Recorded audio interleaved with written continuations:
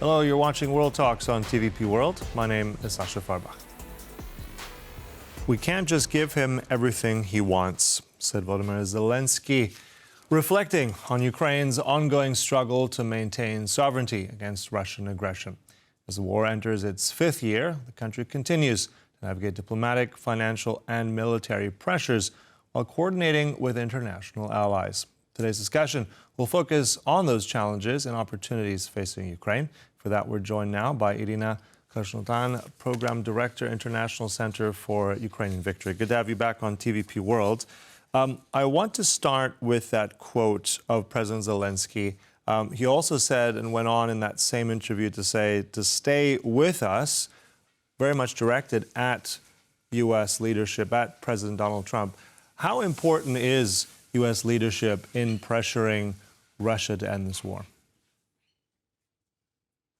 Yes, hello. First of all, thank you for having me. And second, yes, U.S. leadership is important in pressuring Russia because so far most of the pressure on the American side is applied on Ukraine. And I think not only it's unfair because Ukraine is a victim of the aggression and Russia is the aggressor, but it's also not the way how negotiations work, because you cannot only pressure one party of the negotiations, because we also hear, these days a lot of timelines pressure again. Different dates are being circulated. Of course, President Zelensky denied that he knows about these dates, but I'm sure that there is a pressure on Ukraine regarding certain timelines. While there are a lot of means in the hands of the American president to actually exercise more pressure on Russia, and he's not resolving to those means, because there is a bipartisan bill in the Congress for tougher sanctions. There is also a bill to recognize Russia as a terrorist state for the abduction of Ukrainian children. And there was a lot of debates about the fact that if Russia does not return them voluntarily, it should be recognized as a terrorist state with the consequences for it. But, Russia has only released like few children every time. It's a special operation to get them back to Ukraine. So I'm sure that it can be qualified as a terrorist state. And these things are not moving forward. They're not moving forward for a year now. So yes, there are means on the American side. Of course, there are means on European side. But in this regards, when pressuring Russia to meaningful negotiations, I think only pressure from one side is not enough. And we know that on the European side, there are also some obstacles in increasing pressure on Russia. We know, for example, that there are issues with Russian shadow fleet that is still sailing in the waters of a lot of countries, and a lot of countries have now discovered that they have legal constraints to actually stop these vessels. They're working on it, but we are now, as you mentioned, entered in the fifth year of the full-scale war, and now the countries are discovering they have legal limitations on what they can do. Mm-hmm. At the same time, as we said, pressure on one and both sides, but also support. Let's hone in on that for a minute, especially coming from the European Union. Now, there were quite a few European leaders and high-level officials from the Commission present in Kiev on that anniversary marking those 4 years. One of the main things that was talked about was this EU loan, 90 billion euros. I mean, we've heard quotes also from Ursula von der Leyen, head of the Commission, saying that this will be delivered no matter what. We've heard there's opposition. I don't want to ask you about that. What I want to know, I mean, this is a big number, 90 billion euros in terms of a loan.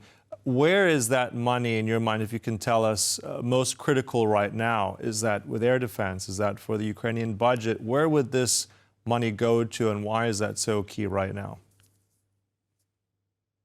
Well, there are different avenues. First of all, there is defense needs for Ukraine. In the plan, there was the idea to allocate 60 billion out of this loan for critical defense issues. It's of course air defense, but it's also about ammunition and other types of equipment.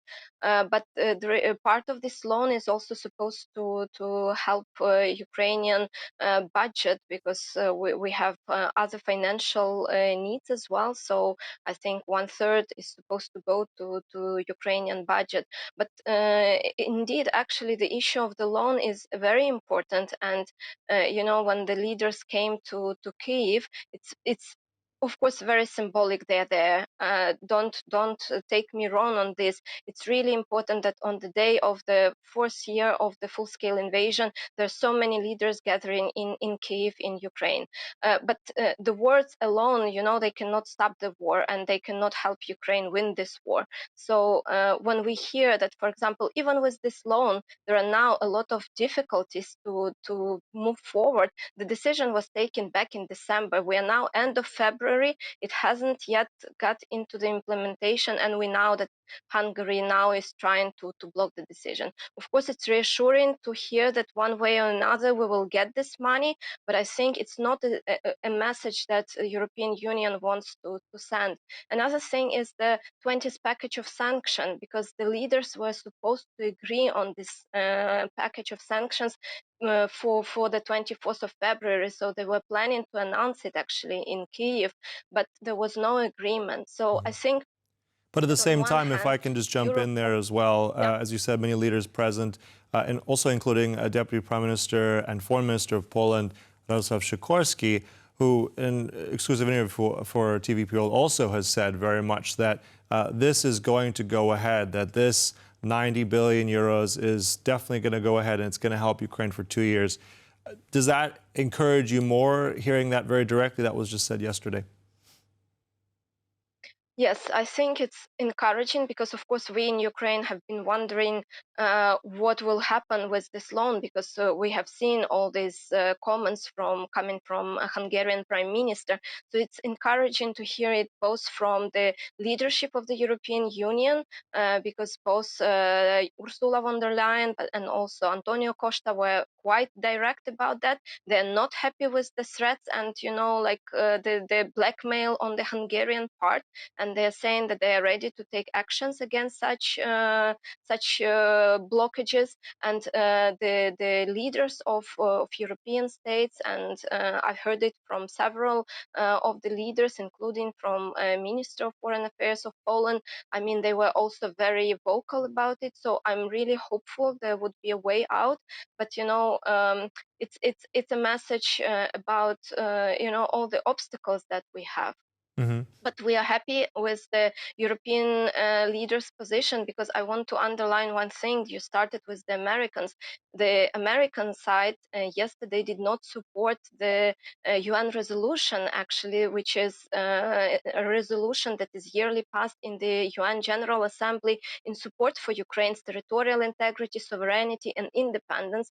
And US, for the second time, because they did it last year too, they abstained in supporting this resolution. And I think it's also showing clearly how American position is becoming very different from European position, and that it's very worrying for me. So I'm happy that Europeans are on our side, but we need more actions and not just solidarity words. Sure.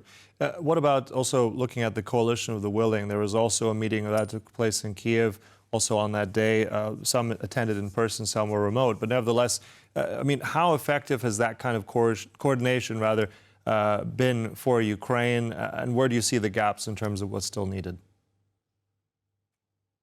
Well, the coalition of the willing is a very good format, and yes, happy again that this meeting took place yesterday. A lot of people were online, and many more were in Kiev physically. So it's a positive side. Things were discussed. I'm happy to hear from the coalition of the willing the words about just and sustainable peace, because I think these two words are very, very important. They also spoke about accountability, about security guarantees, and so on. So I think it's very important signals.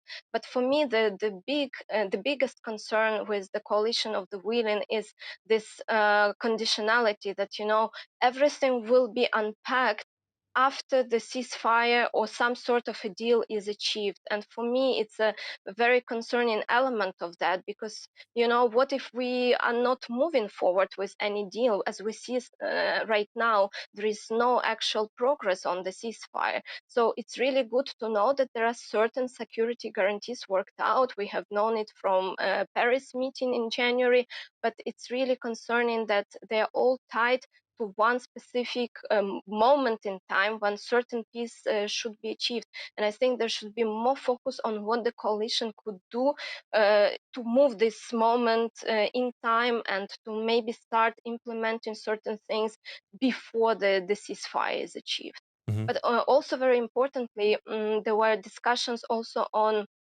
energy security, and I think it's really important that we start these discussions right now.